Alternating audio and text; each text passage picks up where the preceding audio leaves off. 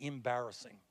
And that is, while virtually every scientist in the world who studies the issue understands that climate change is real, that it is caused by human activity, that it is already causing devastating problems in our country and around the world, we have a president who thinks climate change is a hoax. President Trump listened to the scientists and not the lobbyists from the fossil fuel industry.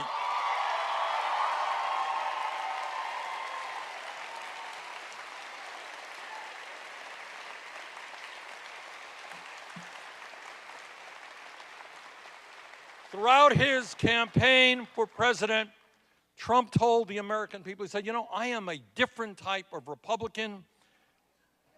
I am not going to cut Social Security, Medicare, and Medicaid. I am going to drain the swamp. I am going to take on Wall Street.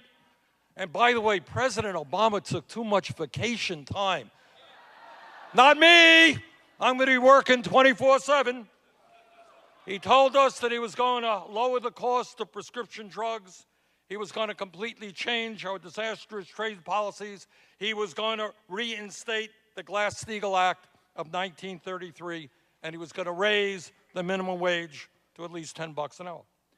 That is what he said during the campaign. Well, it turns out that he lied. It appears that he never had any intention of standing up for working families. And in fact, he is seeking to implement one of the most destructive budgets and policy directives in the history of our country, which, if successful, would wreak havoc on the lives of the working class and middle class of this country. President Trump, you are not protecting working people when you support a health care proposal which provides $300 billion in tax breaks for the top 2%, throws 24 million people off of health insurance, defunds Planned Parenthood, cuts Medicaid by $800 billion, and raises premiums for senior citizens to a very significant degree. You don't help working people when you appoint people to your administration who have devoted their entire political lives to figuring out how they could best cut Social Security, Medicare, and Medicaid. You don't drain the swamp when you include more billionaires in your administration than any president in the history of our country.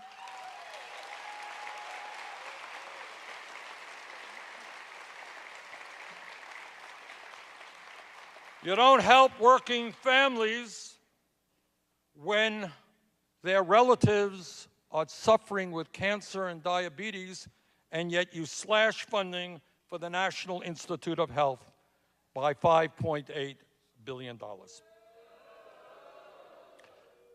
Brothers and sisters, we are facing a pivotal moment in American history. There is no doubt in my mind that the progressive agenda, an agenda that works for working families and lower-income people and seniors, this is the agenda supported by the overwhelming majority of Americans.